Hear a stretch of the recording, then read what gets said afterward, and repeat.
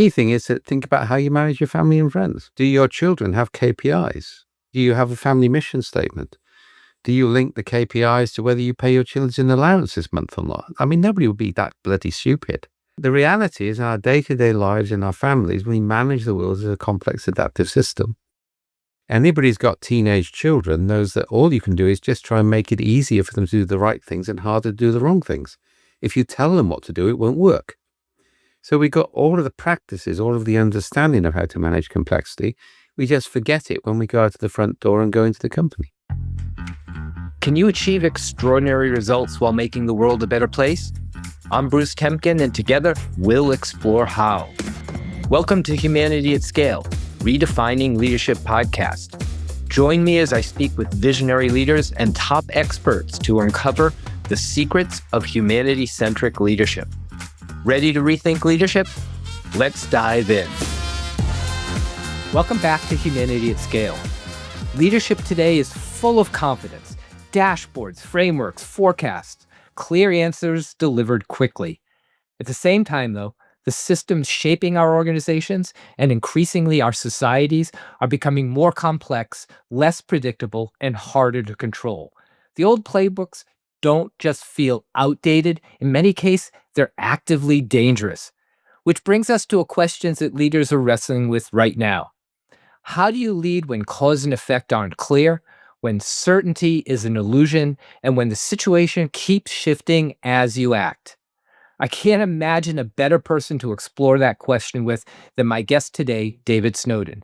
David has spent decades studying how people and organizations make decisions under uncertainty. He's worked across government, technology, and large global institutions. And he's best known for creating the Cynefin framework, which helps leaders recognize when problems can be analyzed and when they need to be explored, tested, and learned from in real time. David, welcome to the show. Pleasure to be with you. Now, before we talk about complexity, frameworks, or leadership, I want to spend a few minutes getting to know you and the path that led you here. You began your career in NGOs and later moved into HR, finance, and systems design. How did those early experiences shape the way you think about people, organizations, and decision-making? Okay, so I went after university to read physics and philosophy, and was very active in student politics. So that was part of my life, right? And then the NGO work, that was World Council of Churches, things like Student Wing, Combat Racism, that was fundamental. I still remember working on Indigenous land rights in Northern Australia. And one of the Aboriginal activists had his head shot off by a shotgun by the mine security guard. And we went to the police and to report it. And they said, it's only an abo. And it's the getting those experiences in your 20s. And I worked in the slums of Rio. I worked in what was going to be Zimbabwe, right? So it's hugely valuable, right? It kind of like makes you realize the world is not the sort of encompassed by your own cultural experience. And then, as you say, I moved through other environments. I think I was really lucky. I was there when computers just started. So I was sitting by that time as a sort of deputy financial director implementing computer systems and starting to realize their potential and to actually count the number of oranges in Portugal in a week rather than 6 months, all right? And I think my generation we were practitioners who used technology rather than technologists who talked to practitioners. And I think that's a really important distinction, and that stayed with me ever since. Now, what's interesting is one might say, based on that background, that when you came into using computers and the things that you saw were almost like frameworks for leading in a world of even more certainty. Was there a moment early where you saw how management decisions made with good intent ended up harming people on the ground some way? Oh yeah, loads. I mean, when IBM took us over, it came out in spades. We were a small company. We have 3 levels of management, and then we're one of the world's largest bureaucracies. And I think one of the things that struck me then is that everything was done with the best of all possible intents, but there was a failure to realize the nature of organizations. And one of the things you saw in IBM, and I lasted 7 years before I failed the test of obedience, is that, the key thing was to work out how to work around the system, not work within the system. So the actual rule base, the highly bureaucracy of IBM, yeah, it survived because people worked around it and it wasn't really challenged because it wasn't worth your while to challenge it. And there's loads of examples on that. I think the other thing which hit me during that time is I got a phone call from the CIA, which I really wasn't expecting, all right? But at least they weren't knocking my door down. And I ended up down in Virginia and met a really nice old guy, and we got on really well. And then I suddenly discovered he was Admiral John Poindexter. You might remember was Reagan's NSA. Now I'm Welsh. I come from a background which is very definitely left wing. I'm not meant to like this guy, but I like him. It was too late for me to realize. And I think when I then spent the next 10 years of my life working on counterterrorism in the US in Washington, working with people who my mother had brought me up to think were evil, and discovering that they weren't. They understood things in different ways. And I think one of the key things that leaders often don't get is they don't get that variety. They sort of they do a BA, they do an MBA, they join a big consultancy firm, they get parachuted in sideways. They've got no real practical experience of the organization or the ground. So they manage by rules, they manage by spreadsheets, they manage by measurement. And because they're powerful, they don't see the things which they need to see, which would make them realize it wasn't working. You have such a varied background. I wonder how you describe what you do now to people who don't know you. Yeah, my daughter heads our health service practice. She's over 35 and a medical anthropologist, and she says, how the hell do I explain what we do? I think it's really simple, all right? We focus on intractable problems. Yeah, problems that conventional solutions can't manage. And we don't use a case-based approach. We think cases are a waste of time. You get the confusion of correlation with causation. From a physics point of view, social scientists never have enough data to form any valid conclusion anyway, and neither do management consultants. We used to say they suffer from physics envy. So we take a different approach. We basically say, this is the problem. Now, what do we know from complexity science, from cognitive neuroscience, from anthropology, from quantum mechanics? We have a huge network of people we talk with. I'm generalist by background. And we spend 5 or 6 years playing around with ideas till we have a tool or a framework or something which we think will work. And then it moves into practice for about 4 or 6 months, 4 or 6 years, and then it goes into implementation.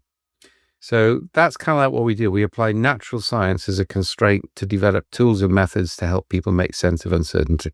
And I'm sure that does not help my father-in-law or mother-in-law really understand what you do. I can throw some examples if you want, all right? So one of the things we know from nature is if you go into nature, you get in the forest, the tree roots are called arboreal. So if I cut off a root here, everything downstream dies. So take that as a metaphor for the formal organization, the hierarchy. Connecting those tree roots are multiple fungi roots, which are rhizomic in structure, entangled. You cut them, they reform. Those rhizomic roots will redistribute resources to saplings from mature trees in drought. All right, so we look at that. I'll give you 2 other examples briefly in a minute. So what does that mean in an organization? Well, actually, the rhizomic mushroom roots are the informal organization. And informal organizations connect people in novel ways. And actually, they're often the way that people really make decisions. It's who do you know? But you don't want a perverse system in which not everybody's connected. So we developed a method called Entangled Trios, which works very successfully. For example, putting a new employee together with somebody who's about to retire, with somebody on the management fast track, and focusing 10 or 50 trios like that at innovation for 6 months. Or a young coder with a systems architect, with a user trained to talk to IT people. And we've done it in country. Teenager with grandparent with local council official. Now, that actually has a powerful impact. It's a really good method. But within 18 months, we can have everybody within 2 phone calls of the CEO based on a trusted network. So that's really pragmatic. We're creating a very healthy substrate, a very healthy environment, which can connect very quickly under conditions of uncertainty. And one more example to make the point, all right? We've been looking at the swarming behavior of bees. So in bees swarm, they always find the best site of all the sites they investigate, and they do it by multiple micro-interactions at scale. So we've been developing tools which allow a CEO to pose a problem to their employees, get the feedback, and then AI basically feeds the data backwards and forwards until within 1 hour, you know what the consensus is and you know what the outliers are. So in 1 hour, you can do something which would normally take you 3 months. And that's the sort of thing we do. So how do you recognize in the world of sciences which one of those sort of behaviors that you see out in the real world are valuable to bring into organizations and leadership? Okay, then you need to understand dyslexic. Okay? I can't pronounce words from text. I need to hear people pronounce them and fix them in my mind. I read 2 pages at a time for patterns. I need 3 different colored pens to force myself to read it line by line. Yeah? Dyslexics have always been associated with innovation. And the problem if you're dyslexic, you can see the connections between things. And it's so obvious you don't know how to explain it. So kind of like, I can't really explain it. I read a lot. I'm perpetually reading. I constantly make sure I talk with people from scientific backgrounds. I make sure I'm humble about that because I know what I don't know. Yeah. And I've got a background in physics and philosophy. So they're the foundation disciplines, and it teaches me what I don't know. All right. And then it all starts to come together and you play with it. And I think, and I'll give you the thing. I mean, when I went to school, right, this is the Welsh Grammar School. So at that time, at the age of 11, you were split to academic or non-academic. So I was in that generation. And the first Friday of my first day at secondary school, I'm aged 11, I can now wear long trousers, which in the British winter of 64, you wanted long trousers, right? And I walk to the front of the class and I'm given a card and on it says, you support capital punishment. Now, I abhor capital punishment. My mother was leading the Labour Party campaign in North Wales to abolish it, which we did in the UK. The teacher was being wicked on this. I had to speak for 7 minutes without preparation for something I profoundly disagreed with. We did that every week from the age of 11 to 18. And those of us who were good at it got formally trained in rhetoric. That made us journalists. We read everything. You didn't know what you were going to hit. We made us critical because we had to argue for things we didn't agree with. And I think that was the most foundation training I ever had in my life, because that made me permanently curious. And the thing that rhetoric teaches you is to make novel connections so that you win arguments. I love that. So let's take the work that you do around, you described sort of looking at sort of scientific patterns that almost better explain how organizations operate than the structured things that we've learned about in the past and put them to use. But you do that also with the use of terminology like sense making and complexity, right? Let's go after sense making. What is sense making and how is that different than traditional sort of leadership judgment? So, I mean, we sell sense making with a hyphen. Some people don't, all right? And it matters because if you have a hyphen, it makes it a verb, not a noun, all right? So I define sense making as how do we make sense of the world so that we can act in it. So with that comes a concept of sufficiency. You never know everything you need to know, but you have to know what type of decision you make based on what you can know. And this is one of 5 schools of sense making, and ours is called naturalizing sense making.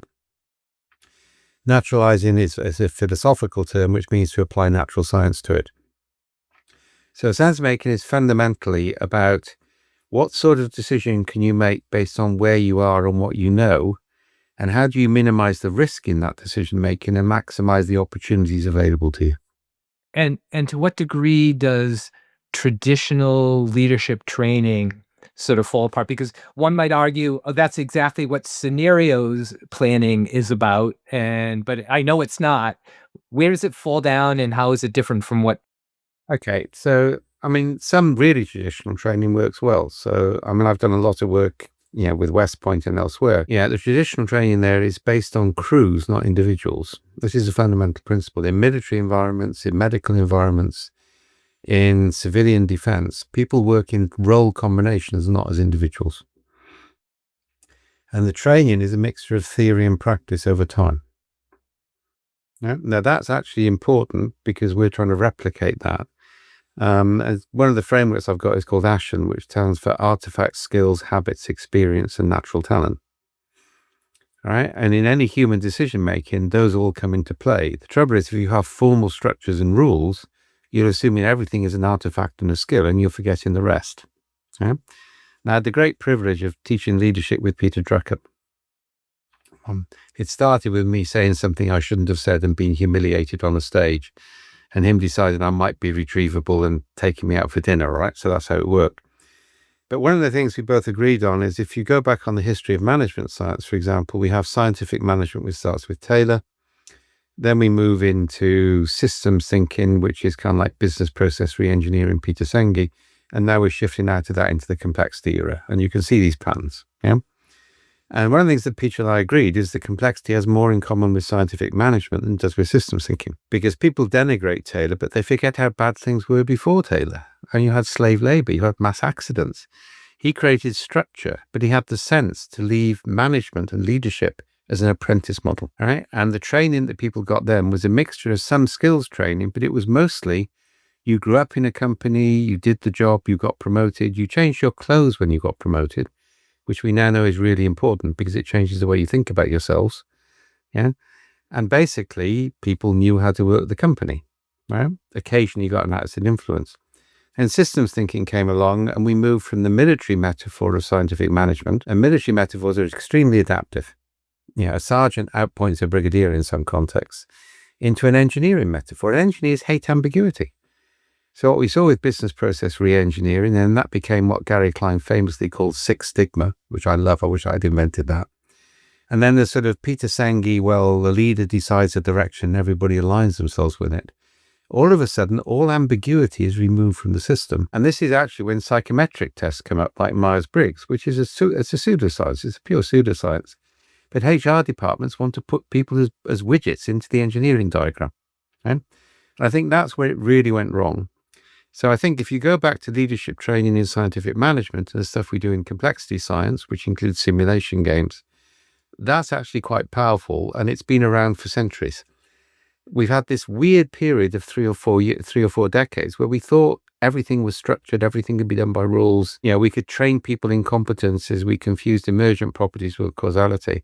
And that's where it went wrong. Interesting. And by the way, I have to admit, I actually ran the first Six Sigma projects at GE way back when. So I don't know what that says about my need for. I remember that because I was working with your CEO partly then, all right? And he knew when to break the rules. I mean, the trouble is the people who came after him didn't realize he broke Six Sigma rules more often than he followed them. Well, and I think you captured an interesting point, which sort of triggered something for me, which is what you lose when you have leaders that haven't grown up in the system. Yeah. Right. All the things you talk about, how how crews operate and the substructures of organizations. If you've been working there for decades, you inherently understand that, even if you can't articulate it. Right. And I think the other thing which you saw happen, but one of the things that business process re-engineering did, and I set up a BPR business, so I have sinned as well, all right, is you ran the ARIS tool set, you defined everything, and you structured everything, right? And then you sort of thought you'd done it. And that created a market for lots of junior consultants to do very rigid work, which the big six grew on. I mean, consultants were small companies before BPR came along, and that created a market for the business schools. And then the system became, in Lacanian terms, perverted, because now you go to a business school, you go to a consultancy, and then you become an industrial manager. And you've only ever managed through written reports and spreadsheets. And it is, to quote Lincoln, inadequate to the stormy present. Oh, and that leads us to the stormy present. A lot of things you describe actually in terms of understanding organizations and making decisions seem to me would be valuable in any period of time. Is it that we are facing so much increased uncertainty and change in the world that the old models are being exposed more than they would have been? I think we're facing no more uncertainty than we faced as a species over hundreds of thousands of years. The problem now is the consequences of us getting it wrong are existential. That's the difference. Let's lean into that a little bit. How, in what ways are individual decisions that individual leaders make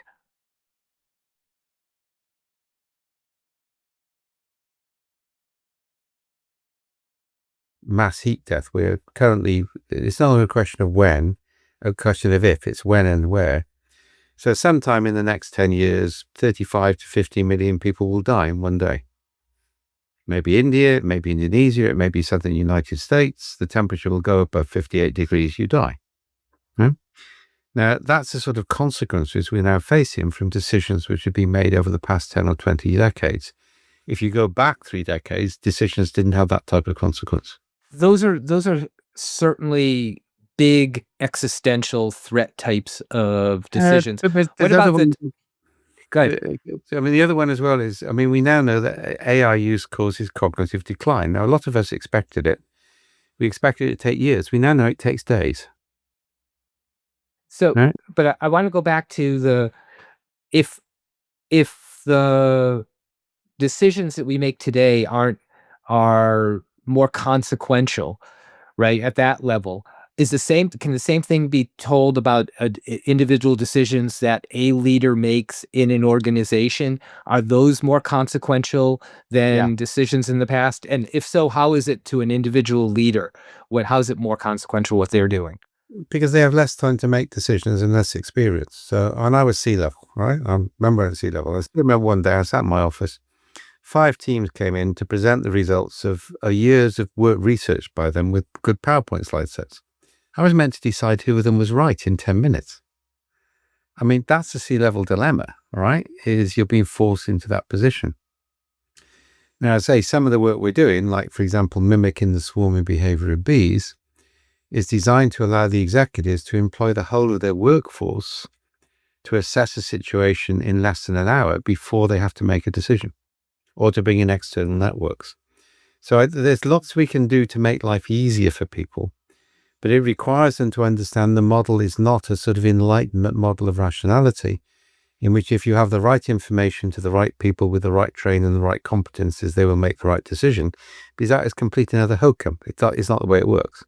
So I like, I think you've talked about the notion of acting without certainty, and that. What does that look like in practice? Does that mean slowing down and doing some of these practices, or what should people do? Yeah, you may speed up, or you can speed up at scale. So I think one of the key differences between complexity science and systems thinking is system thinking has traditionally tried to define a goal and close the gap. Complexity science says that produces perverse incentives and you miss opportunities. So what really matters is to describe the present and identify where you can go next. Now, this is what I call the Frozen 2 strategy. Right? If you've watched the movie Frozen 2 yet, great complexity movie. In the middle of it, the young sister, who's the real heroine, sings this wonderful song, "All I Can Do Is Do the Next Right Thing." Yeah, that's what Stuart Kauffman called the adjacent possible.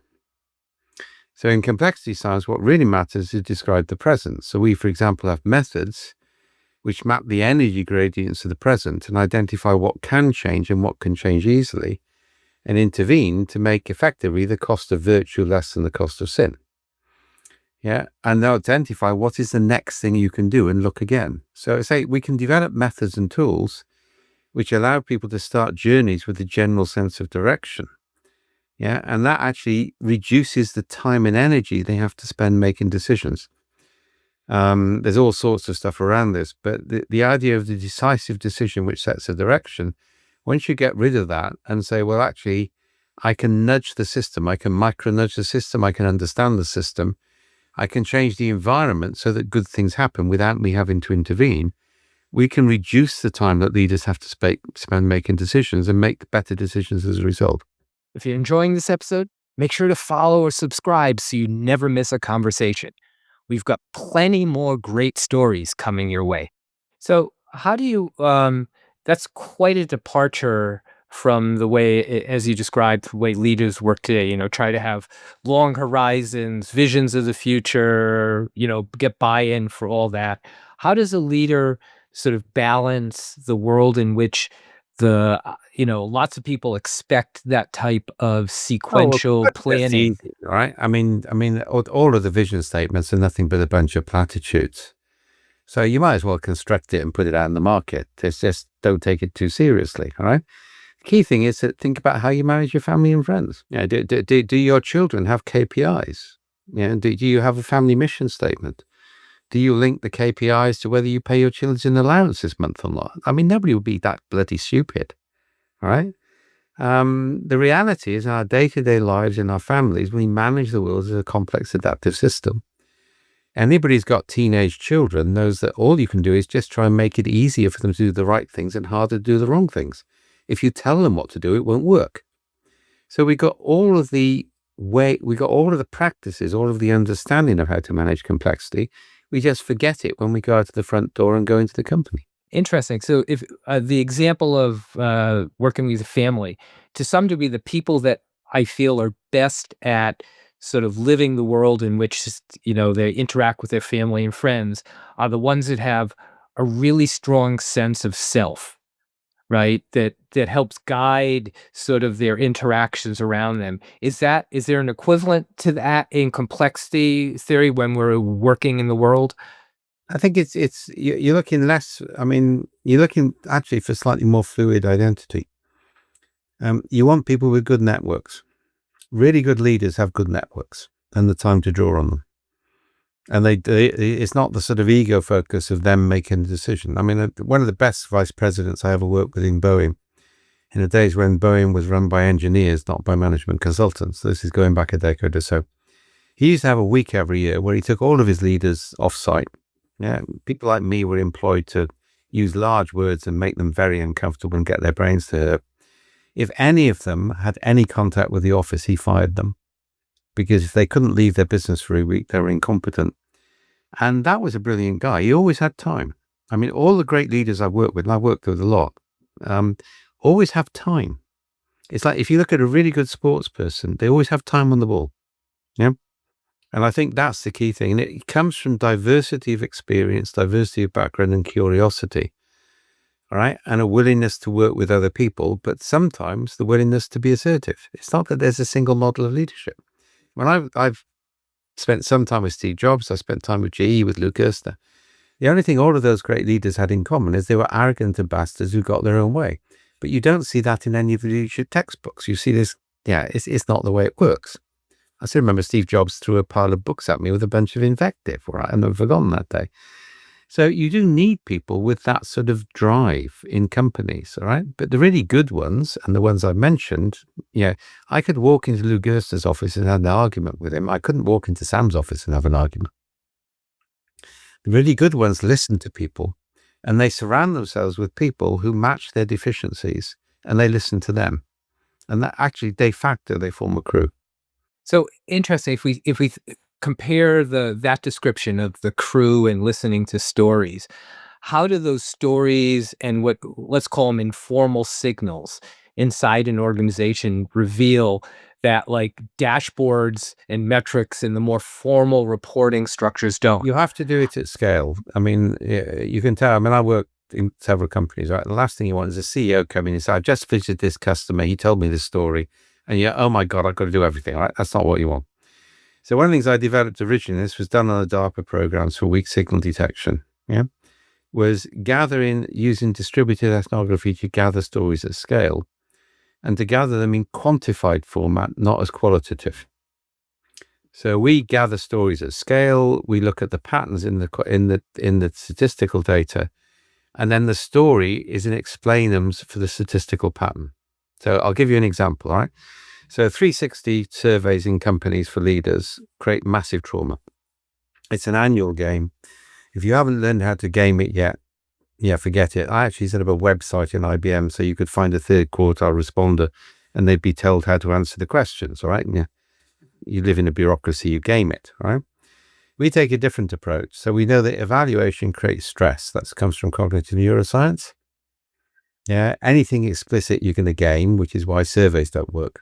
So what we happen is say, each leader, next week, every time somebody comes to have a meeting with you or interact with you, they tell a story about the interaction, which is descriptive, and they index it onto 4 triangles, each of which have positive qualities.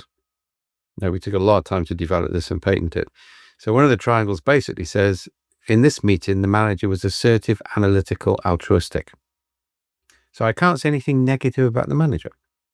And then the manager looks at the pattern over the last week and said, oh, I was all assertive analytical, not sufficiently altruistic. They can then click on the observations and say, how do I create more observations and fewer like those? So that's using narrative at scale for what's called micro-nudging. Yeah. What doesn't work is if you get a consultant in to try and change the narrative, which you can't do, or if you try and decide what the narrative should be. What we do is we work with the narratives as are. And you basically say, how can I create more like this and fewer like those, which everybody can understand. I want to go back a little bit on the notion we talked about of the almost like the next best move, right? Where your point, I understand where I'm at now. How am I going to do the next move?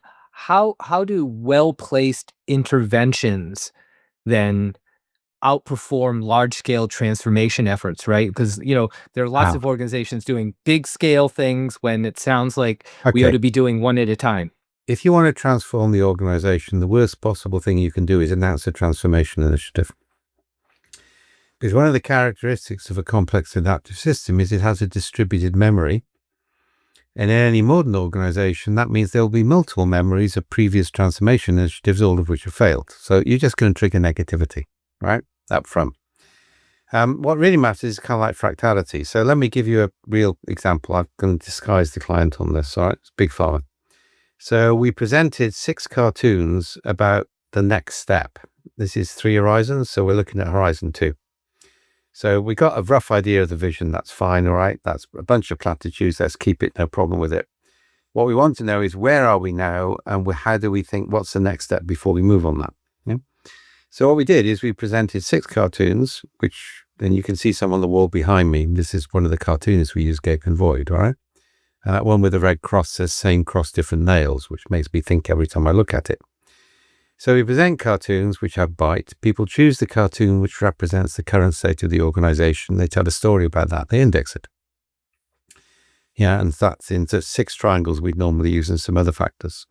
Now we can use that, for example, to create sacred storybooks, which are ways to instantiate change in merger and acquisition, because it creates a ritual transfer. But fundamentally what you're doing is to say, hang on a minute, look at the picture of the whole company. Yeah. So we represent this like a landscape map with contour lines, because this is looking at culture. So if the contour lines are close together, it's going to be difficult to change it. If they're far apart, it's easy to change. So the executive board look at that map and say, well, we'd like the densities to be more over here and less over there. So what can we do? But then from the same source data, we give every unit their own data. And of course, they're all in a different starting position.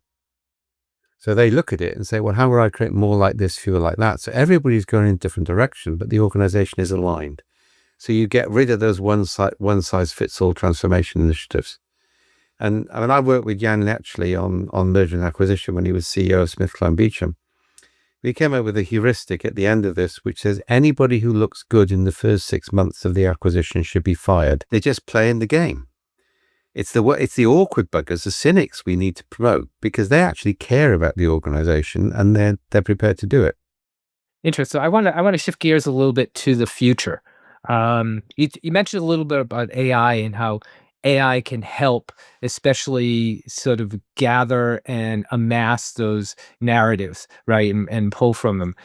As you look forward, what changes do you see either helping or hurting leaders when it comes to AI? And what other changes do you see coming that are going to affect how leaders lead? They're going to get a nasty shock this year because the bubble's going to burst. We knew about cognitive decline. That's going to happen faster. It's quite interesting. Apple are hanging back and waiting to see what happens. And that's classic. Apple have always had that strategy. Apple are brilliant at repurposing other people's technology for things you didn't know you needed and you become dependent on, right? So they're very clever. Yeah, I speak as an Apple buyer and surrounded by the equipment, right? So I think what we'll start to see is people will start to realize that human beings think abductively, AI thinks inductively. So human beings evolved to make decisions without training data. And we know that art comes before language in human evolution. So we actually use music and art to actually see the world in different ways and to make completely novel connections in unexpected ways very quickly. That's called abductive logic. Downside is it makes us prone to conspiracy theories. AI just repeats past patterns. So we're running programs now at the moment, for example, where we're capturing from employees of a company all the capabilities they've got which the organization isn't using. And we're saying, before you replace these guys, you want to replace these guys with AI, that's fine, but use the things you're not using and keep them on board, because the AI may not be able to replace them. So that reduces risk, may give you opportunities. We're also doing work to map what type of decisions are made. So if the dominant aspect of good decisions is experience, natural talent, and habits, you shouldn't let AI anywhere near it. And there are also human skills which get acquired by doing things AI can do better. But unless you do them for 4 or 5 years, you don't develop the higher skill. This is an argument I had with Sam Polizano in IBM. He said, we can replace middle management with AI. I said, well, where the hell do you think senior management's going to come from? It's funny. I've heard from a number of guests the notion of, expertise being lost, especially in jobs that have heavy reliance on the notion of apprenticeship. Yeah, right? absolutely. Which a lot of roles do. Apprenticeship and journeyman. People forget the journeyman stage on that as well. Yeah. So as you look ahead, are you bullish or bearish about the future? Where do you stand? Okay, so I'm Welsh, and if you don't know, we're a tribal people. So there's a classic question you ask people, which is the odd one out of cow, chicken, or grass? All right, and most people from a Northern European, North American background say grass, because it's a vegetable, the other two are animals. Africa, Asia, Welsh, Scottish, Irish actually get rid of the chicken because the cow has got a relationship with the grass. And tribal cultures think in terms of relationships, not categories. And it turns out that's actually more important in evolutionary terms. The category thinking really comes from the Reformation, and the growth of individualism. Okay? So I think what you're actually going to see is the rise of non-North Atlantic. I call it North Atlantic, it's not Western. Yeah. So cultures which are tribal, cultures of remained education, which is not just information regurgitation, which is what we're seeing with AI. Those are going to have the strategic advantage. Right. And also there's going to be huge opportunity because we're about to suffer a series of catastrophic changes. I say temperature in, Rio went to 52 degrees centigrade last year. If it goes to 58 degrees, you die. End of argument. If you look at the storms we're having in the UK at the moment, it used to be where there was snow in Eryri in North Wales, we all phoned each other up and dashed up there with crampons and ice axe. Now it's up there for 3 or 4 weeks every year, all right? So the world is about to change in radical, unexpected ways. And the people who maintain human connectivity, the generalists, the people who understand the science, the people who maintain connectivity, and the countries which do that are going to be the ones which survive. I'm interested, given that view of the future, what do you imagine is the next chapter of your work? And how do you think you're going to change what you're doing and the models you're doing to help the rest of the world deal with those situations?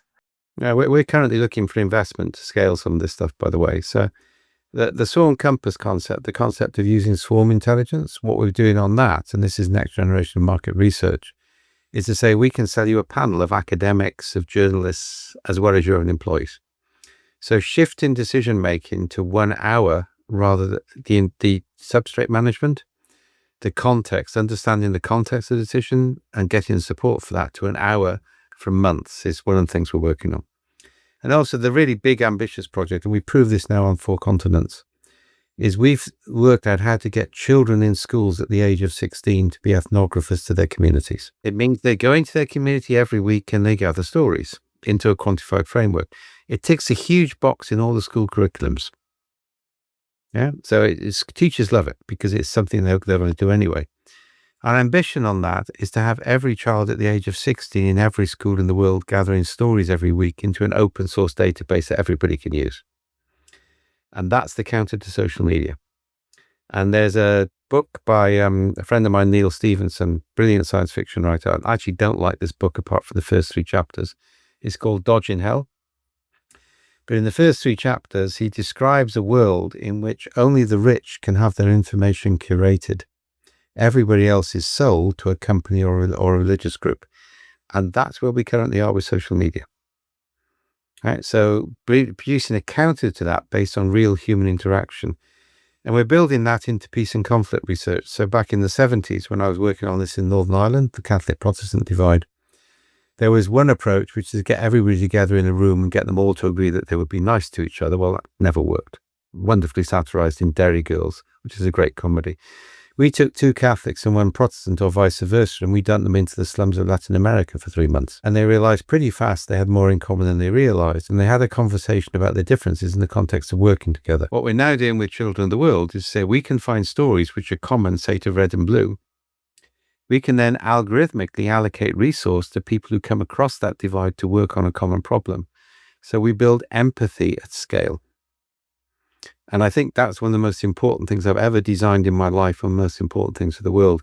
If we don't make the world more empathetic, both between people and the planet, then actually the world, well, we die as a species. It's that simple. Well, I can't imagine a better place to cut off the opening part of our podcast and move into my closing questions than your project to save empathy around the world.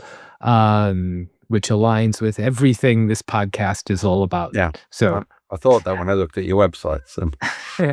So I'm going to move into the questions that I ask everyone at the end of the podcast, starting with what's one leadership skill you think will become even more important in the future?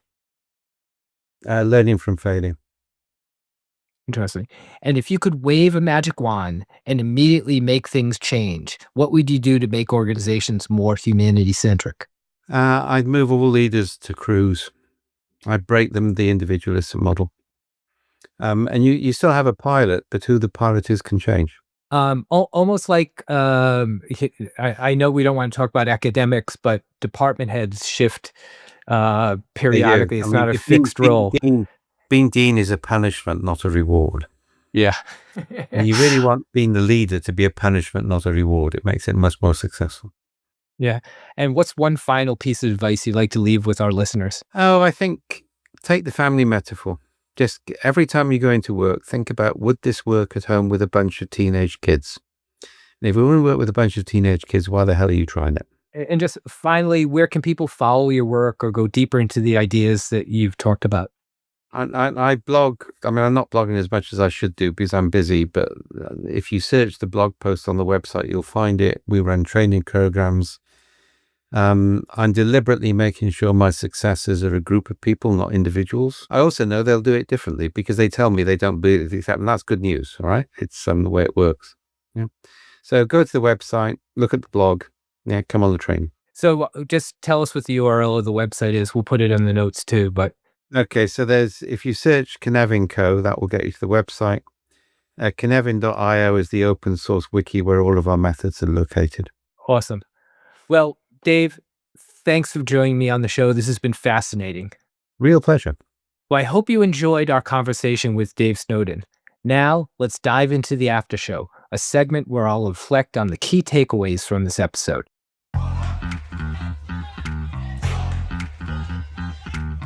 Welcome to the after show. All right, this one is going to stick with me. Not because Dave gave us a deep framework and sent us on our way, but because he kept dropping images and lines that are hard to unhear. An Aboriginal activist killed on Indigenous land in Northern Australia in the police response, "It's only an Abu." A CEO who can get a workforce swarming around a decision in an hour. A leadership strategy borrowed from Frozen 2. All I can do is the next right thing. And that brutal but hilarious gut check. Do your children have KPIs? Dave doesn't talk like most management thinkers. He talks like someone who has lived inside real systems, political, technological, organizational, and learned to see patterns that most of us miss. Here are 5 takeaways I'm holding on to. Takeaway number 1, your world gets bigger when you stop assuming your experience is the world. Dave's career didn't start in corporate strategy. It started in NGOs, indigenous land rights, and the slums of Rio. His point wasn't nostalgia. It was that leaders who only grew up inside polished institutions tend to lose contact with variety and how different people experience the same reality. And without that variety, leaders manage by rules and spreadsheets because it's all they can see. Takeaway number 2 is that sense making is a verb, and enough to act beats perfect to decide. He made a small linguistic point that carries a big leadership shift. He writes sense making with a hyphen because it's something you do, not something you have. And it comes with sufficiency. You will never know everything. The job is to understand enough to take the next step responsibly, minimizing risk and maximizing opportunity with what you actually know. Takeaway number 3. Nature is a better leadership teacher than most business books. This was a classic Dave. Formal hierarchies are like tree roots. Cut them and things die. But the fungal network underneath is resilient, adaptive, and redistributes resources when conditions get harsh. That's the informal organization. And his point wasn't poetic, it was practical. He described entangled trios, pairing a new employee, someone about to retire, and someone on the fast track. So trust and knowledge move through the system fast. That's how you build a healthier substrate for uncertainty. Takeaway number 4. In complexity, the strategy isn't the plan. It's the next right move. His Frozen 2 strategy made this unforgettable. Instead of a big vision statement, which he basically called platitudes, complexity leadership is describe the present, find the adjacent possible, do the next right thing, then look again. He even used that great line about shaping the environment so the cost of virtue is less than the cost of sin. That's what real influence looks like when you can't control outcomes. And the final takeaway is that AI can accelerate sense-making, but it can also quietly delete human capability. Dave drew a clean distinction. Humans think abductively. We can make novel connections without training data. AI is inductive. It repeats patterns from the past. Used well, AI can help leaders swarm in organizations, surface consensus and outliers quickly. Used carelessly, it strips away apprenticeship and judgment, the very path that creates future leaders. His line about replacing middle managers was the kicker. If you automate the learning layers, where do senior leaders come from? So here's what I'm left thinking. Where in your own leadership are you still acting as if the goal is certainty, when the real goal is learning your way forward? And if your organization is a living system, not a machine, what are you doing to strengthen the networks, stories, and human judgment it will rely on when things get hard? That's it for now. I hope you enjoyed this episode. And remember, you are the flame that can spark humanity at scale. One decision, one conversation, one moment at a time. Thanks for tuning in to Humanity at Scale, Redefining Leadership podcast. Remember, true leadership isn't only about achieving short-term results. It's about creating a lasting positive impact on all of the people you touch. Join me next time as we uncover more insights and strategies for humanity-centric leadership. Until then, I'm Bruce Temkin, encouraging you to lead with purpose and empathy and to be the spark that elevates humanity at scale.